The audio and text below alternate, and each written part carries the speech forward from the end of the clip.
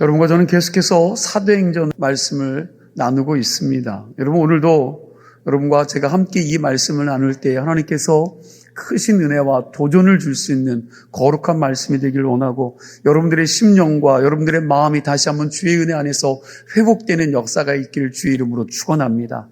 사도행전은 베드로와 사도 바울을 중심으로 이야기가 전개되고 있습니다. 전반부는 베드로 중심으로 전개되고 후반부는 사도 바울 중심으로 이야기가 이루어지고 있습니다. 하나님이 이 두 사람을 쓰시는 것을 보면 좀 다른 게 있습니다. 베드로는 유대인의 사도로 쓰임받았고, 사울은 헬라파 유대인으로 이방인의 사도가 되었다는 것을 우리가 쉽게 알 수 있습니다. 1장부터 8장까지 주로 베드로의 사역 이야기가 나오는데, 12장이 지나서는 베드로의 이름이 사라집니다. 그 후 베드로는 15장에서 다시 예루살렘 총회에 잠깐 나오지만 실질적으로는 12장에서 그의 이름이 사라진 겁니다. 그리고 13장부터 28장까지는 사울이 안디옥 교회에 들어가서 사역을 하면서 로마까지 선교하는 모습이 나옵니다. 그 중간에 9장부터 12장까지는 베드로와 사울의 이야기가 겹쳐서 같이 나옵니다. 우리가 지금까지 살피고 있는 사도행전 9장을 보면 사울이 다메섹 도상에서 예수님을 만나고 아라비아 광야로 갔다가 다시 예루살렘으로 돌아온 뒤 얼마 안 있다가 가이사랴를 거쳐 자기 고향 다소로 간 이야기가 나옵니다. 그리고 베드로가 바로 등장을 합니다. 그러니까 사울의 이야기가 쭉 나오다가 연이어서 베드로 이야기가 나오는데 9장부터 12장까지는 그런 구조로 성경이 되어 있다는 겁니다. 오늘 본문도 이런 배경에서 보면 될 것 같습니다. 32절 말씀을 보니까 이렇게 시작하죠. 그때에 그랬는데, 그때가 언제입니까? 사울이 자기 고향 다소로 가고 난 다음입니다. 그리고 그때는 예루살렘과 온 유대와 사마리아와 여러분 모든 지역에 곳곳에 복음이 들어가서 교회가 든든히 세워지고, 그리고 교인의 숫자가 많아졌을 때입니다.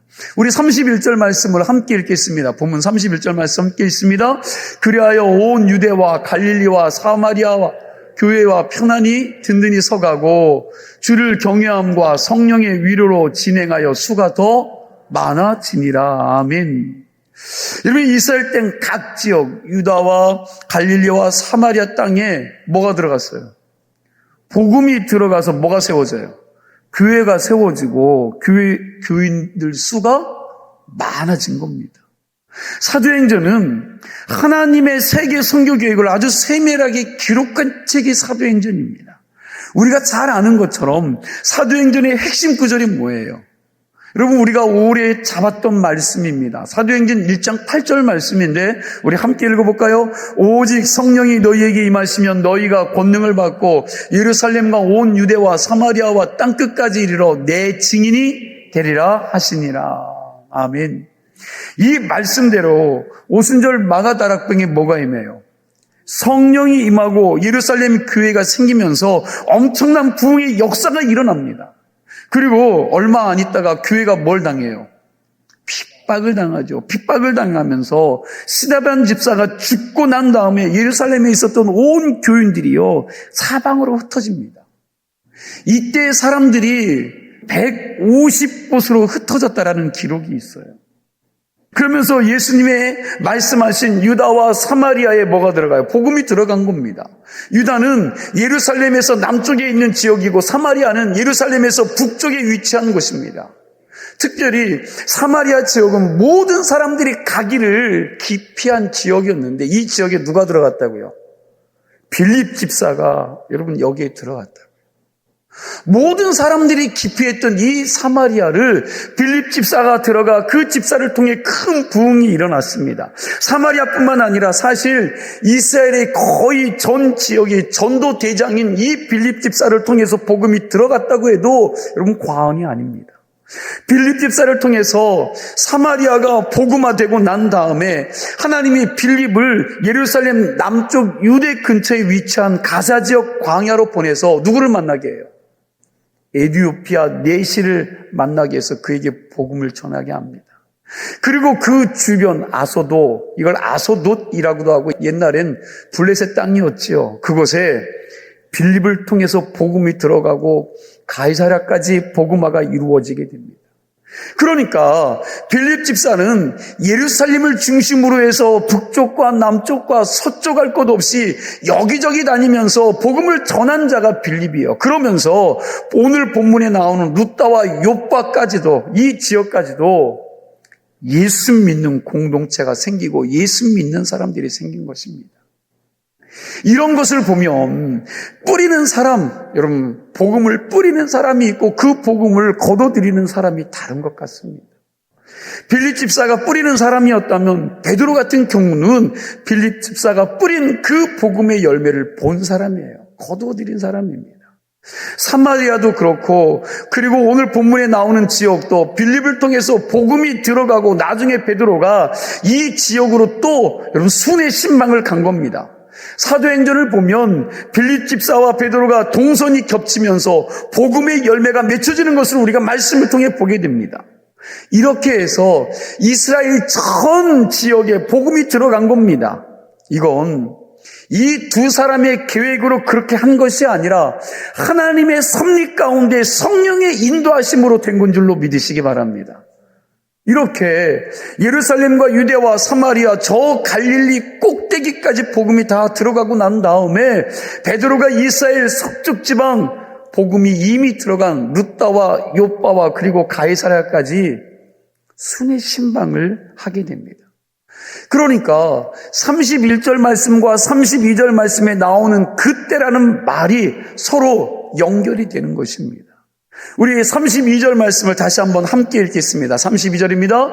그때 베드로가 사방으로 두루 다니다가 루다에 사는 성도들에게도 내려갔더니, 자, 베드로가 루다로 갔다고 그랬는데 루다는 예루살렘에서 북쪽으로 18km 정도 떨어진 곳으로 사마리아 해변 쪽에 위치하고 있는 곳입니다. 그리고 요빠라는 지역, 이 지역으로 가는데 루다와 요빠 사이에 그 유명한 사련 광야, 사론 평화가 있습니다. 그리고 그 밑에 있는 가이사랴까지 가서 이방인 로마 장교 누구요? 고넬료를 여러분 만나게 되는 거죠. 베드로가 이렇게 사방으로 순회 신방을 하고 있는데 제일 먼저 방문한 곳이 어디냐? 오늘 말씀에 나온 루다입니다. 이걸 제가 순회 신방이라고 그랬는데 베드로가 복음이 들어간 것을 돌아보고 살피기 위해서 여러분 순회 신방을 간 것 같습니다. 신방이라는 말이 한자어인데 여러분 찾을 심, 방문할 방입니다. 그래서 방문해서 찾아가는 게 신방이에요.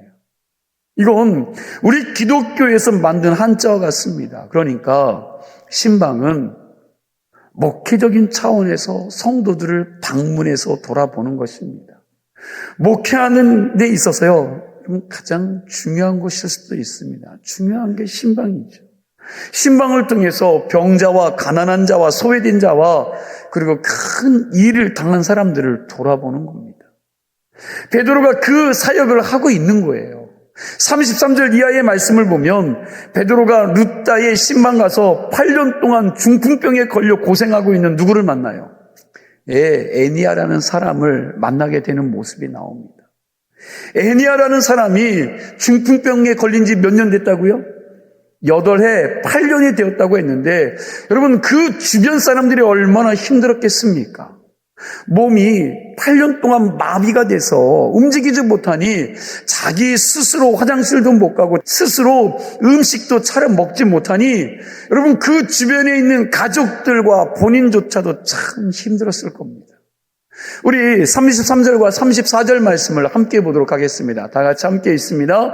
거기서 에니야라는 사람을 만나매 그는 중풍병으로 침상 위에 누운 지 8해라. 베드로가 이르되 에니야야 예수 그리스도께서 너를 낫게 하시니 일어나 내 자리를 정돈하라 한데 곧 일어나니. 아멘. 오늘 본문에서 베드로가 에니야를 일으키는 모습을 보면서 우리는 예수님의 행하신 기적과 비슷하다는 생각을 하게 되죠. 마가복음 2장에 보면 중풍병에 걸린 사람을 친구들이 들것에 들어서 여러분 예수님께 데리고 왔는데 예수님 주변에 사람들이 너무 많으니까 예수님께 가까이 갈 수가 없는 거죠. 접근할 수 없게 되자 이 친구들이 어떻게 해요?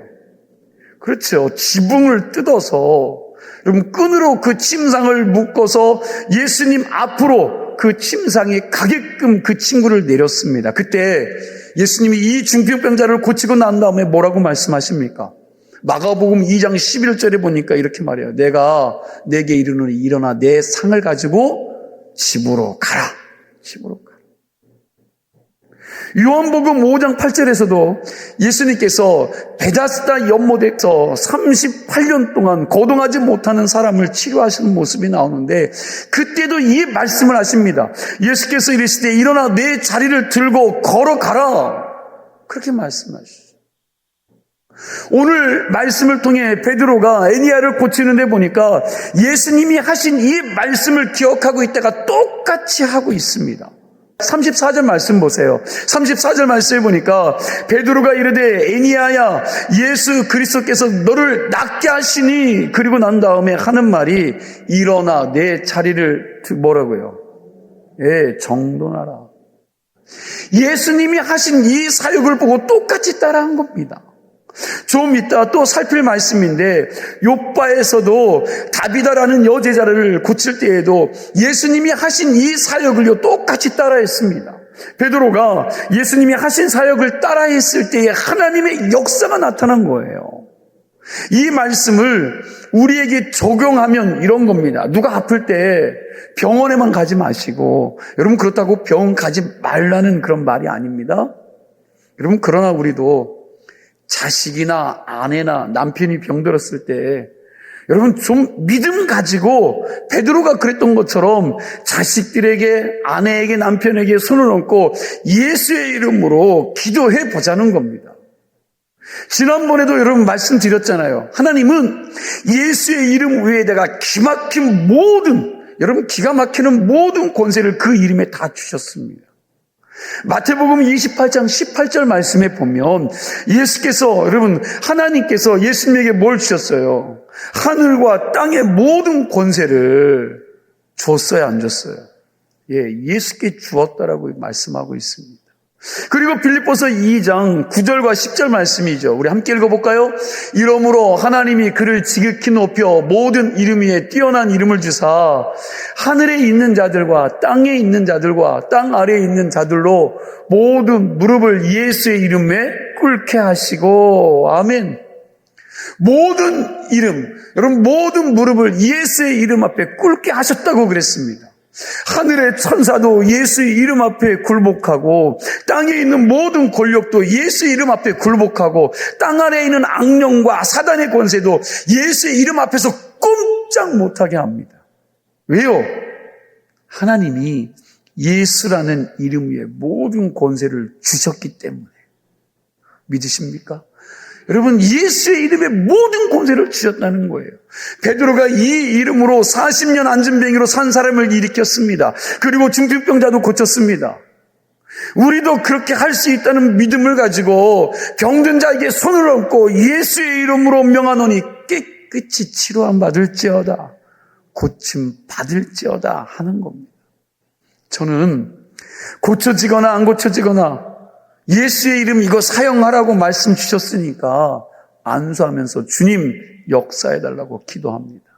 결과는 여러분 내가 책임지는 게 아니에요. 누가 책임져요? 하나님이 책임. 결과는 주님께 맡기고 그 이름 사용하라고 하셨으니 기도하면 되는 거죠. 어떤 때는 목사지만 믿습니다 하는데 속으로 이거 안 고쳐지면 어떡하지? 라는 생각이 들기도 합니다. 그렇다고 기도 안 하면요, 더 큰 악한 거지요.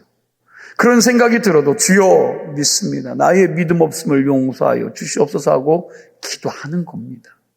그리고 주변에 어려움을 당한 사람이나 아픈 사람을 보고 감정적으로 그 사람을 불쌍하다고 마음 아파하고 눈물 흘리는 사람도 있습니다. 예, 물론 이것도 귀한 일이지만 그러나 믿음 가지고 예수 그리스도의 이름을 선포하면서 기도하는 것을 하나님이 더 귀히 여기시리라 믿습니다. 베드로는 중풍병에 걸려 8년 동안 고생하고 있는 환자를 보면서 마음 아파하고 동정하고 끝난 것이 아니라 예수의 이름으로 기도합니다. 예수의 이름으로 기도했습니다. 그러자 하나님의 역사가 나타난 것입니다. 그런데 이것이 애니야 한 개인의 병만 고치고 그것으로 끝나지 않았다라는 사실이에요. 35절 말씀을 보니까 베드로가 애니야라는 중풍병자를 고치자 룻다와 사론에 있는 사람들이 주께로 어떻게 했어요? 주께로 돌아오는 일이 벌어졌다고 기록하죠. 함께 읽어볼까요? 룻다와 사론에 사는 사람들이 다 그를 보고 주께로 돌아왔다라고 기록되어 있어요. 베드로가 이 중풍병자, 이 병자를 고치자 뭐가 된 거예요? 주께로 돌아왔다니까요. 이 기적 때문에 전도의 역사가 일어난 거예요. 전도가 된 겁니다. 여기서 우리가 또 하나 알 수 있는 게 뭡니까? 하나님의 기적은 믿음 없는 사람들이 하나님을 믿게 만드는 도구라는 거예요. 여러분, 이 기적이 애니야의 병만 고친 것이 아니라 이 기적을 통해서 많은 사람들이 예수께 돌아오는 일이 벌어진 줄로 믿으시기 바랍니다. 이 룻다 신방을 마치고 이제 베드로가요 근처에 있는 욥바라는 지역으로 신방을 또 갑니다. 욥바는 룻다에서 12km 정도 내려가면 있는 해변입니다. 여러분, 욥바 어디서 좀 들어본 이름 아닙니까? 어디서 들어봤어요? 욥바는 하나님이 요나에게 니느웨 성에 가서 하나님 말씀을 선포라고 했을 때 니느웨로 가지 않고 다시스로 도망가기 위해서 갔던 곳입니다. 욥바는 항구 도시인데 지금은 행정도시가 된 텔아비브입니다. 텔아비브. 예수님 당시에 유명한 항구 도시가 두 개 있었는데 하나는 가이사랴이고 하나는 욥바입니다. 가이사랴는 욥바 북쪽에 위치한 도시로 여기는 국제항구였어요. 국제항구. 예수님 당시에 가이사랴가 아주 큰 국제 항구 도시였다는 겁니다. 여기서 로마로 가는 배와 여러 나라로 가는 배를 탄 겁니다. 그런데 지금은요, 이 항구가 없어졌습니다. 그리고 욥바는 정통적인 유대 항구 도시로서 작지 않은 곳입니다. 그 도시에 누가 살고 있었는지 우리 36절 말씀을 함께 읽겠습니다. 36절 말씀입니다. 욥바에 디바다라 하는 여제자가 있으니 그 이름을 번역하면 도루가라 선행과 구제하는 일이 심히 많더니. 자, 욥바의 아람어로는 다비다라이고 헬라어로는 뭐예요? 도루가라 하는 이름을 가진 선행과 구쟁을 많이 하는 여제자가 살고 있었습니다. 여러분 기억하세요. 그 당시 이름을 두 개 가진 사람들은 거의가 다 헬라파 유대인들로 보면 됩니다. 다비다나 도루가라는 말은요, 아름답다라는 그런 뜻을 가진 말인데 이 여자는 그 이름대로요, 아름다운 여인이었습니다. 여러분, 아름답다고 해서 연예인같이 얼굴이 예쁘고 키가 크고 여러분 늘씬하고 이쁜 몸매를 가지고 있다라는 말이 아니에요. 이 여자는 선행과 구제를 많이 하는 삶을 살았기에 아름다운 여인입니다. 주변 어려운 사람들에게 많은 것들을 나누고 베푸는 인생을 산 여인이었던 것 같습니다. 그런데 이 여제자가 어떻게 했어요? 죽은 거예요. 죽었습니다.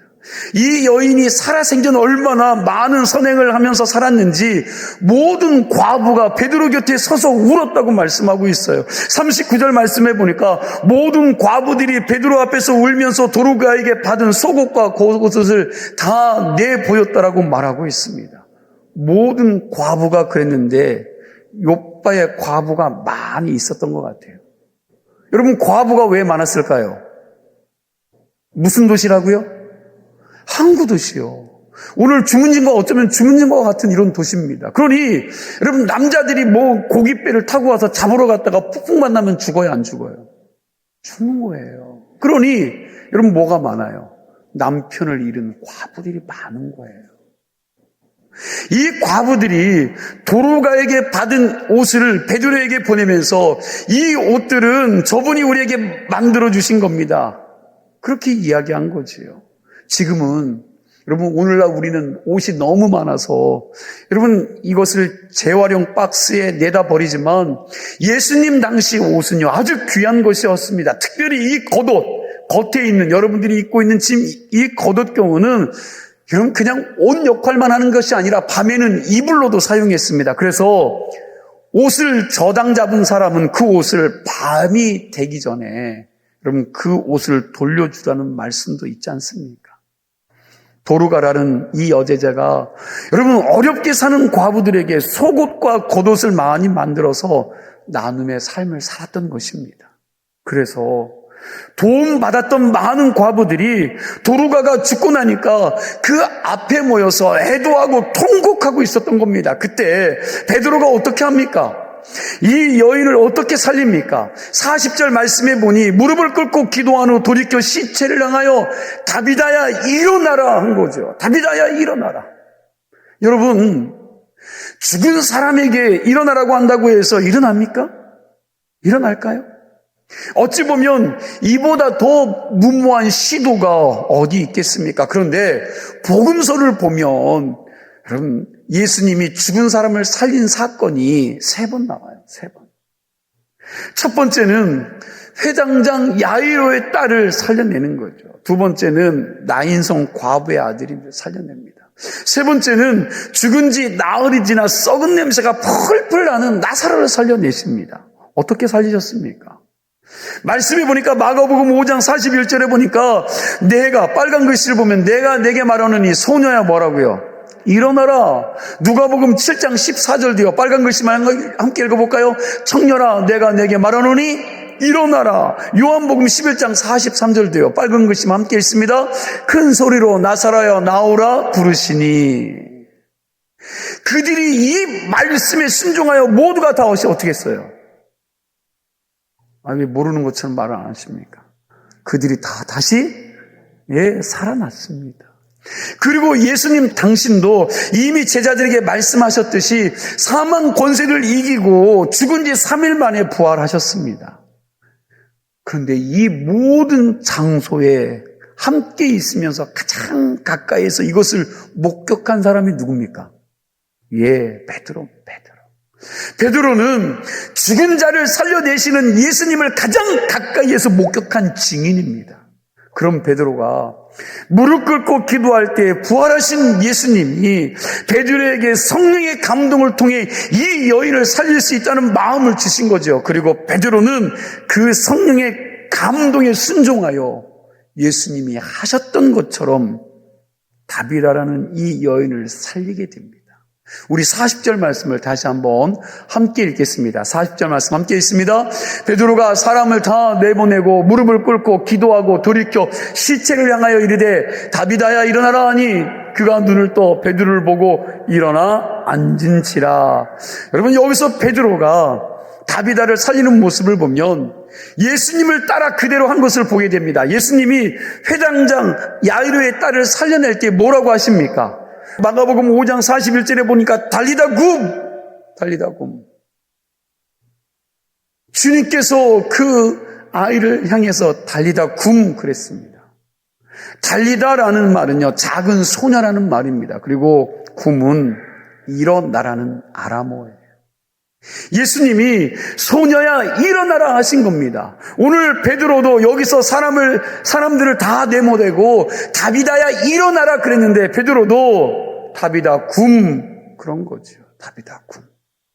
지금 우리나라도 여러분 나라가 양극으로 갈라져 그냥 엉망이죠. 정치, 경제, 도덕성까지 다 무너졌는데 우리도 이 예수의 이름으로 대한민국 굼 하고 선포해야 되는 줄로 믿습니다.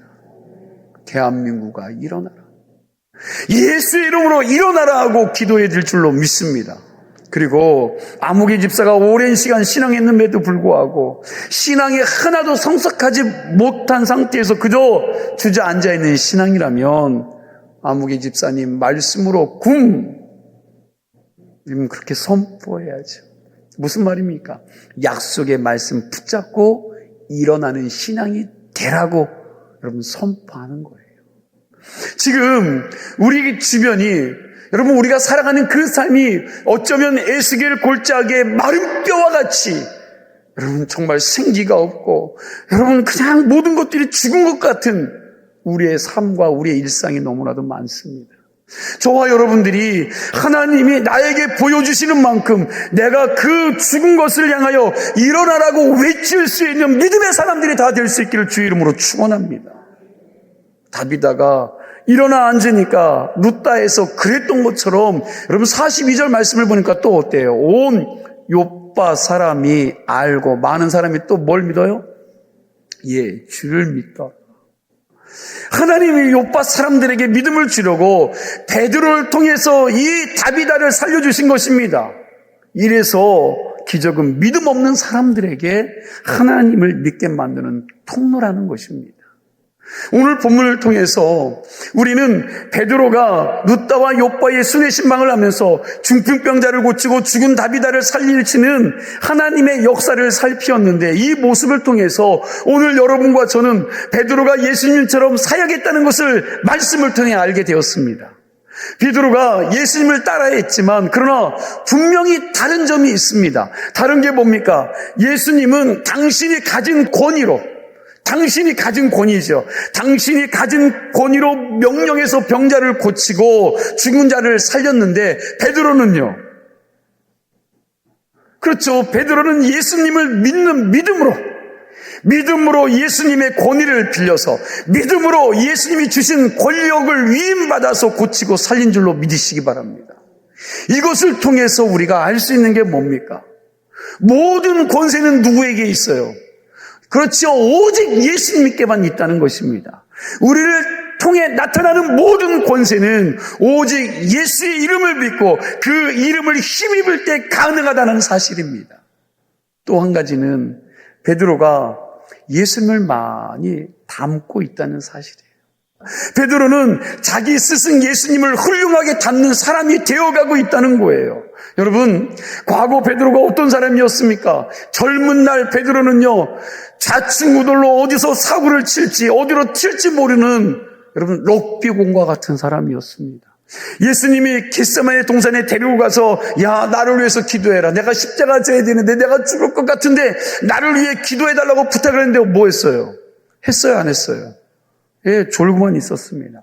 그리고 나는 절대로 지 이름을 부인하지 않겠습니다라고 큰 소리 뻥뻥 쳤는데 계집종 앞에서 예수님을 3번이나 부인했던 겁쟁이요 쫄보였습니다. 부활하신 예수님을 만나고도 자기 고향으로 고기 잡으러 간 사람이 베드로예요. 그러나 여러분 지금은 그렇게 대책 없고 연약한 사도가 아니라는 거예요. 오늘 본문에서 우리가 보고 있는 베드로의 모습은 예수님을 아주 많이 닮은 성숙한 하나님의 사람이라는 사실입니다.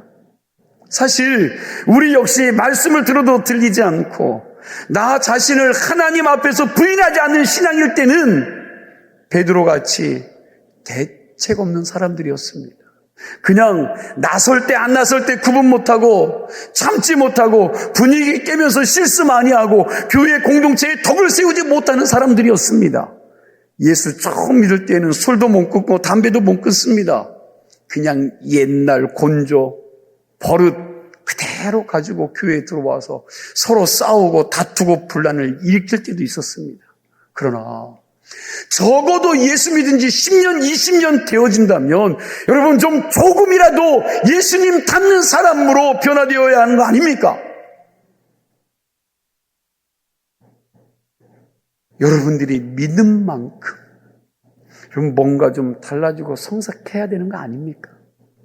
내 속사람의 변화에는 하나도 관심이 없고 껍데기만 여러분 그냥 껍데기만 예수 믿는 아주 능숙한 기술자가 되어서 남들 보기에 그럴듯해 보이기만 한다면 여러분 그 신앙은요 가짜 신앙인지도 모릅니다.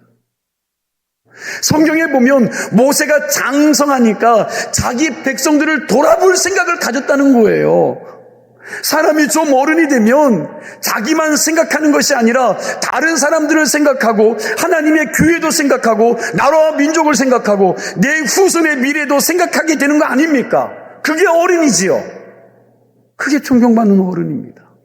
수십 년간 예수 믿었음에도 불구하고 아직도 자기가밖에 모르고 자기 중심적이고 여전히 이기적이고 자기밖에 모르는 게 이게 말이 되는 겁니까?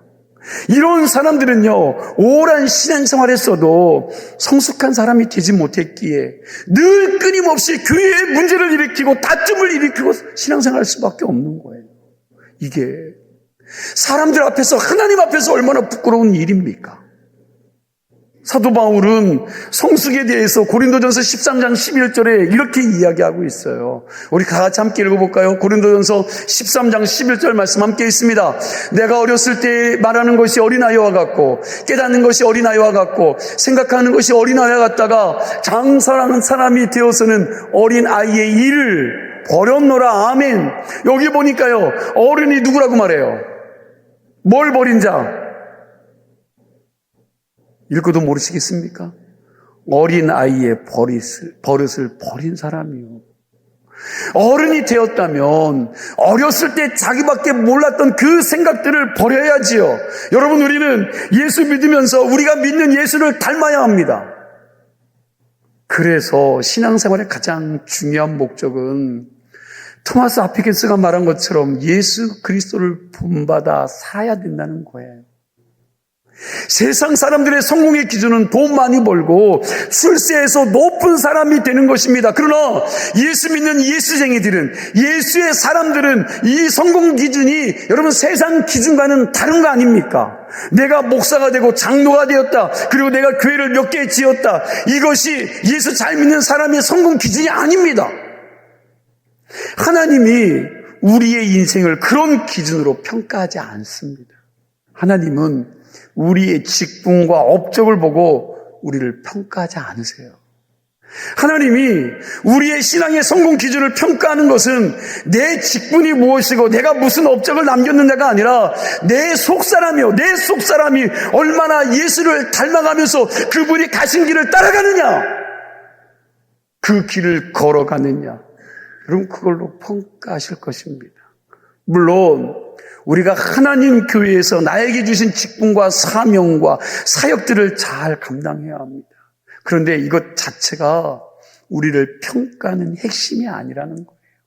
하나님은 내가 하는 일의 업적으로 우리를 평가하지 않으신다는 겁니다. 다만 맡겨주신 사명을 감당하면서 내 속사람이 얼마나 성숙한 하나님의 사람이 되어 다른 사람들을 세우고 세상을 아름답게 만들고 하나님의 나라를 멋지게 세워가는 그런 인생이 되는지, 그러한 삶을 살아가려고 애썼는지, 내가 정말 예수를 닮아가려고 얼마나 많이 참으면서 나를 죽이고 희생하면서 살았는지, 그걸 보신다는 사실입니다. 얼마나 예수님처럼 사랑하고 섬기면서 살았는지 그걸 보신다는 거예요. 그러나 만일 내가 너를 보니까 나름 닮은 것이 하나도 없는 것 같고 옛사람 성질을 하나도 죽이지 않고 분노와 교만과 시기와 질투 그대로 가지고 살았구나. 그러면 하나님께서 그렇게 말씀하신다면 여러분과 제가 어떻게 될까요? 우리가 천국에서 예수님을 그런 모습으로 배워서는 안 되는 거 아닙니까? 저와 여러분들이 2025년도에는 예수님을 좀 조금이라도 더 닮아가는 사람들이 될 수 있기를 간절히 소망합니다. 오늘 말씀을 통해서 우리 자신을 돌아보면서 주님을 온전히 닮아가기를 애쓰고 힘쓰고 노력하는 신앙인들이 되시기를 축원합니다. 베드로가 예수님을 닮아서 루다와 욥바에서 아름다운 사역을 했던 것처럼 우리 역시 여러분들에게 맡겨진 이 강림 땅에서 여러분들의 사람들, 주변 사람들을 돌아보고 추수할 사람들을 돌아보면서 베드로처럼 성숙한 하나님의 사람으로 변화되어 갈 수 있기를 주님의 이름으로 축원합니다. 기도합니다. 하나님,